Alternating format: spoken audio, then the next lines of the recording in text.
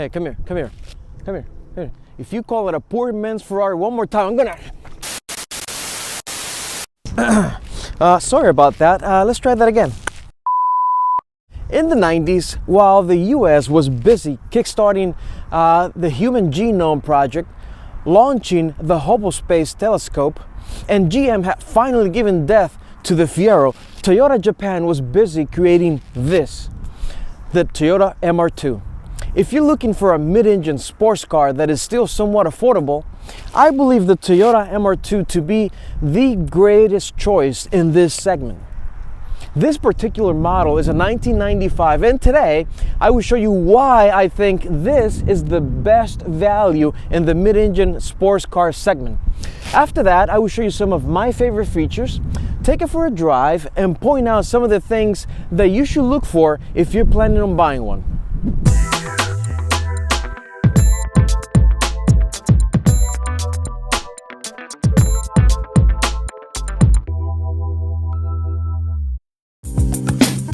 The MR2 model began life as a design experiment in 1979 with the goal to make a fun-to-drive sports car with great fuel economy. Chief engineer Akio Yoshida was playing around with the engine placement and finally landed on a mid-engine configuration. The first generation MR2 was sold from 1984 to 1989 with a 1.6-liter inline-4 naturally aspirated engine codenamed 4AGE, and later a supercharged version was released codenamed 4AGZE, producing 112 and 145 horsepower respectively. These cars are usually referred to as AW10 and AW11 following their chassis designation. Lightweight construction, strong handling, and performance gained the original MR2 many prestigious awards from car magazines of the time.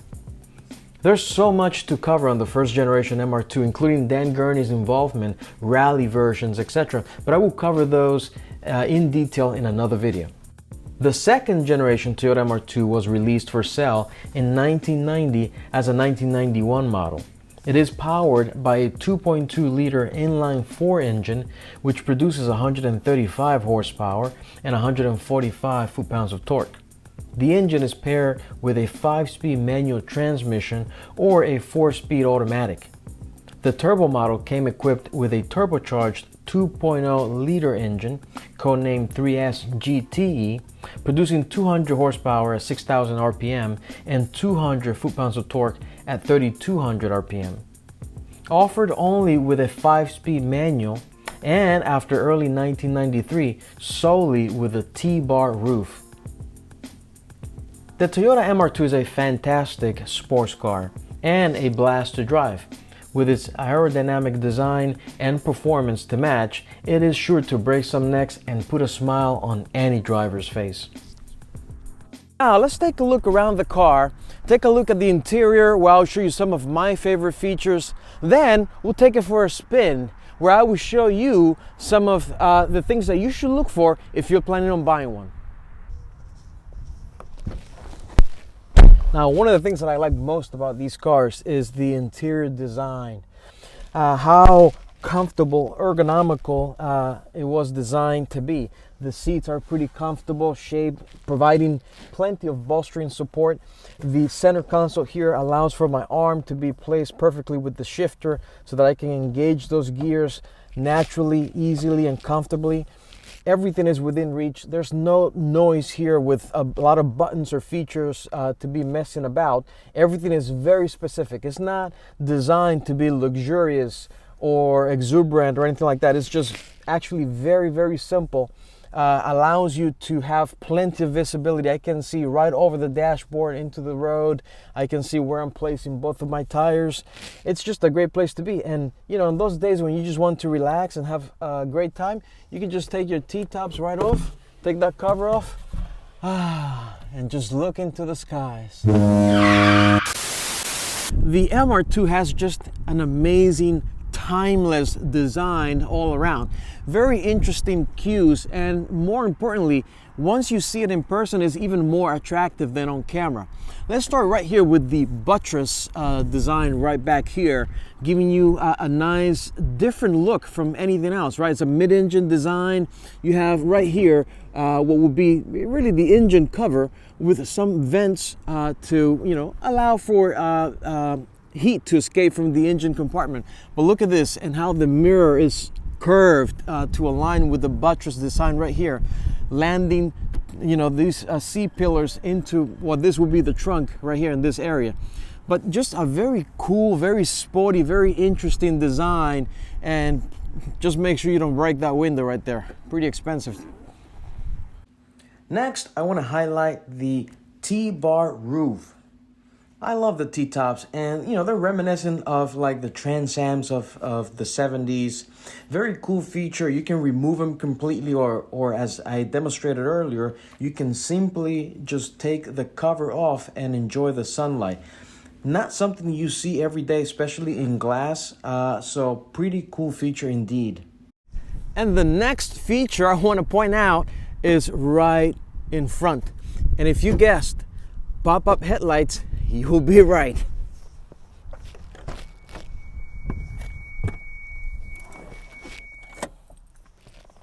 How's that, guys?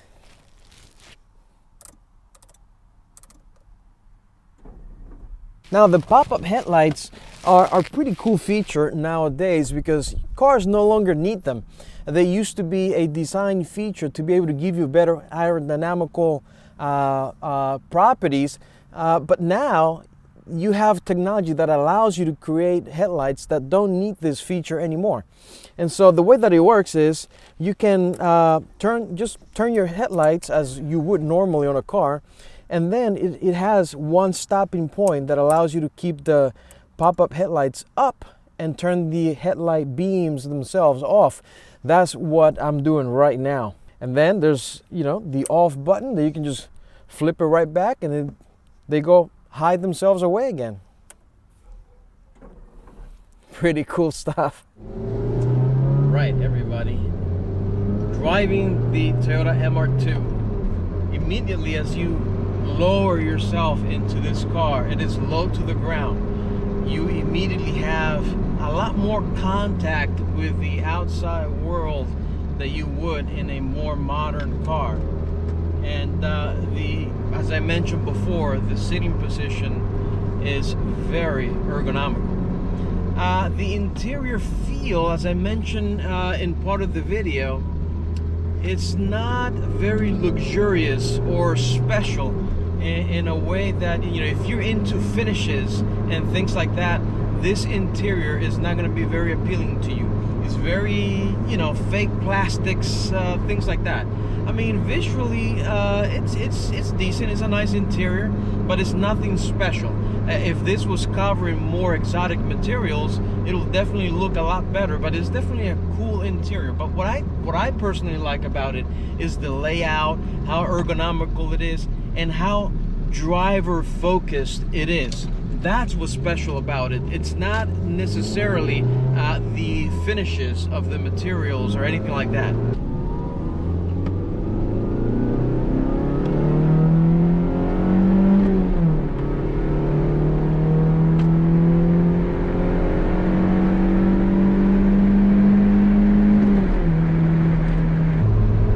The controls are easy to reach. I love the position of the steering wheel, the shifter, how I can rest my arm right here. This whole thing just hugs me right nice in place. The window sills are not too high as it is in a lot of the newer cars. You kind of feel cocooned in a lot of the modern cars because of safety requirements. In this car you have plenty of visibility all around you. So it is, very Miata-like, right?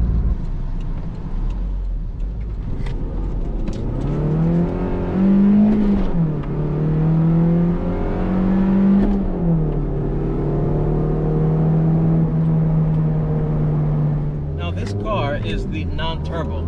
So, it is a Toyota Camry engine. It's not very powerful, but yet you feel like like you're having a lot of fun in this car. I mean, I know that I'm not going very fast, but I'm just having a blast. I'm listening to the engine scream. Now, if this would have been a more tunable or acoustically speaking, a more pleasing engine, this non-turbo car would have been fantastic.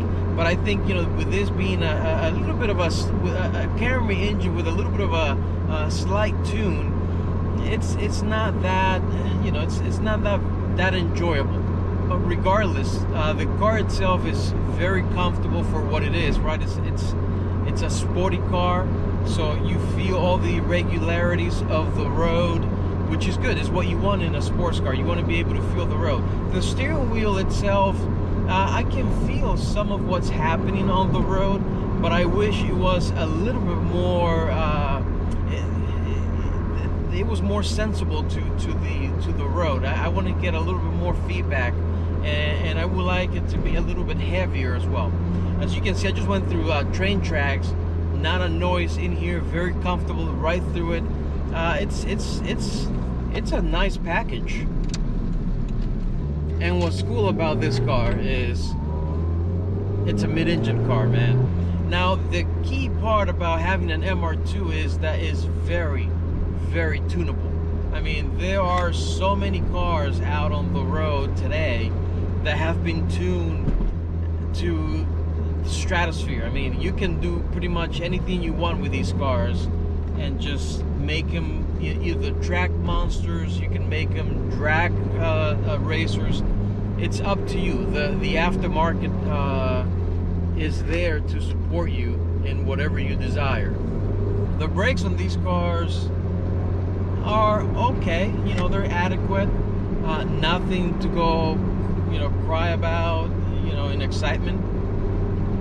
But as I mentioned, everything you want, it's out there in the aftermarket world for you to enjoy yourself and do whatever you want. That's what's really great about these cars, that as a platform, they are great, and they're great as they come from the factory. But if you wanted to go overboard, guess what?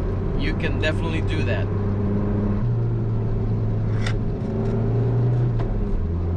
Boy, I can drive this car all day. I really can. And I've driven it in some long trips, and it is just a blast to, you know, even though it's a non-turbo, it's just a blast to drive and take it on a long road through some, you know, countryside. It is just a pleasure to drive.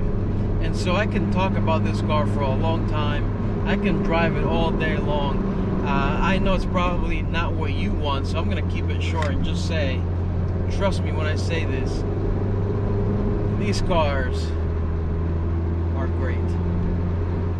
And now you are really pumped and excited to buy one of these.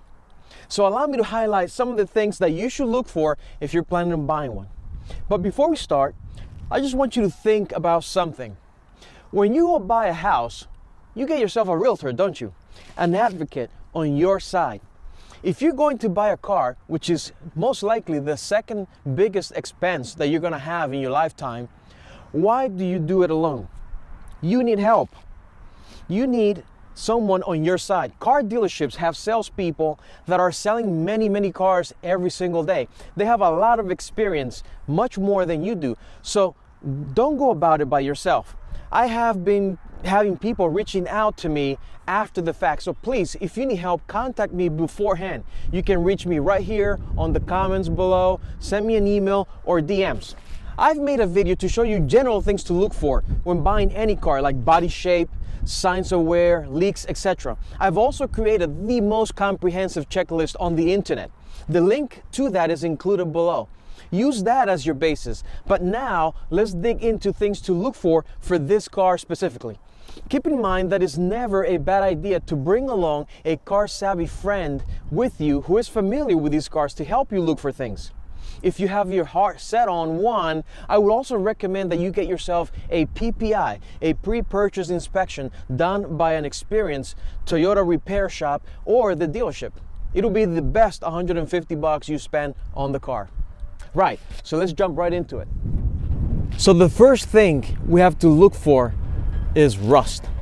As with any old car with a steel chassis, you are bound to find some kind of rust. Generally speaking, rust starts from the outside in, especially on the underbody, which is the area that comes in contact with debris on the road, water, and depending where you live, salt as well. As always, I recommend you do a thorough inspection to find issues like rust. You can use the checklist I provided in the description below to perform a complete vehicle inspection, but allow me to highlight the most common areas you'll find rust in these cars. The first area I want to point out is right here, the rocker panels on either side. You want to thoroughly inspect this area. As you can see, this one is covered because there is rust in this area. It's notorious for these cars to have rust in this area. You get a lot of water accumulation from going in through the vents here and just dropping down around the back, from the tires into the wheel well. Just a lot of water accumulates around this area and eventually causes, issues with rust.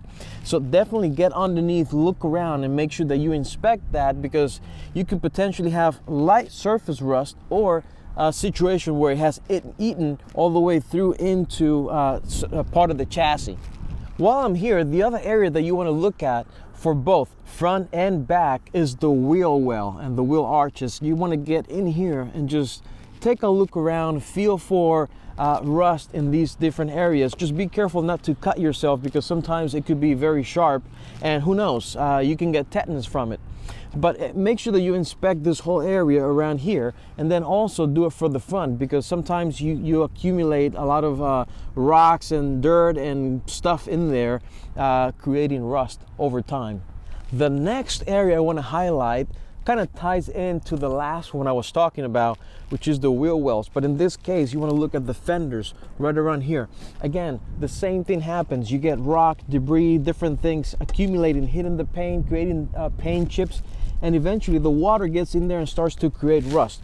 So you just want to make sure that you look around there, around here. This one has a little bit of rust here, but that was from an actual hit there that kind of chipped the paint away.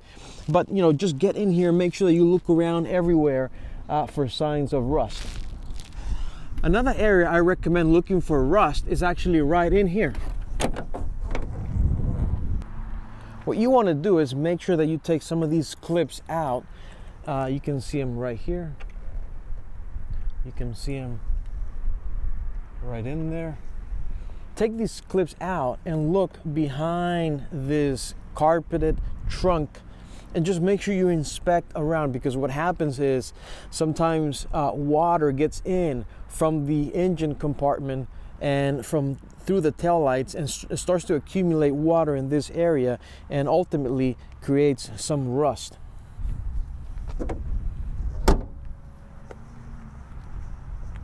And last but not least is the T-tops, the T-bar roof, or T-tops as many people call it.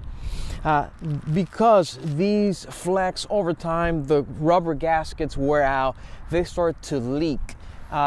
You could potentially have some paint chipping as well from people using the T-tops, etc. But sometimes you develop a little bit of rust in these areas, and this could be expensive to fix depending on the damage that it has. Some of it is hidden under the rubber gaskets for the T-tops, and other cases is more apparent. You want to make sure that you remove the T-tops, look under the rubber gaskets, just to ensure that there is no rust damage there that can become a costly repair later on. Next, let's talk about cooling issues. Due to the location of the radiator, rust can develop over time, causing leaks and potential overheating issues. Also, because of the distance between the engine and the radiator, there are many components in between that can become degraded and cause leaks, like coolant feed neck and some hoses under the car. To replace these, you'll have to bring down the gas tank, which is located under the center tunnel. Depending on what the cooling issue could be, this could be a very expensive repair. The radiator sits up front, the engine sits in the back, you figure it out. So just make sure you inspect the car thoroughly, let it warm up fully, drive it around, give yourself enough time to make sure that you are not experiencing any cooling issues. And while we're here, I want to talk about engine oil leaks. Engine oil leaks can be quite expensive, especially on turbo models. Here are some of the areas to check for leaks. First thing you'll want to do is check for smoking at startup and during driving, as it may be an indication that the valve and or turbo seals are bad. If the car only smokes at startup, it is probably the valve seals. For turbo models, if it smokes under boost, it's probably the turbo. The original CT26 turbo that came in these cars is old turbo technology and does not last as long as turbos today. So be sure to check for smoke out of the tailpipe and under boost. To replace one of these turbos can be quite tricky as there are many on the market. You'll likely find a Supra CT26 turbo which is mostly the same, however the exhaust housing is different. The MR2 CT26 came with twin scroll housing to aid faster spooling because of the 2-liter instead of the 3-liter that came in the Supra. So to do the job right, you want to rebuild the turbo, which will cost you $300 to $600 plus another $400 to $1,000 for labor. And if you're going that route, I recommend buying an upgraded turbo for a few bucks more. That way you can squeeze a little bit of more power out of it. So check for leaks around the crank pulley and all the way up to the camshaft gear. Sometimes leaks develop and it starts leaking oil all the way down onto the alternator, forcing you to replace that. Replacing the alternator can cost you anywhere from $300 to $700. And if you want to tackle this yourselves, well, there's plenty of DIY videos on YouTube. If the leak is coming from the crank pulley area and nowhere else, then perhaps your main seals are bad. Replacing just the front main seal can run you $500 to $600. However, if one is leaking, it's likely that one in the back is also bad. If they are both leaking, you might as well pull the engine and replace all seals and gaskets and put in a new clutch if needed. If you have an automatic, take advantage and get that serviced or replaced for a manual. Thank you for watching, everybody. I hope you find this video helpful and informative. If you have any comments, any suggestions, please put them down in the comments section. It can help other people as well. And if you like the video, give me a like, a little thumbs up. Really helps the algorithm, I think. And don't forget to subscribe. See you in the next video.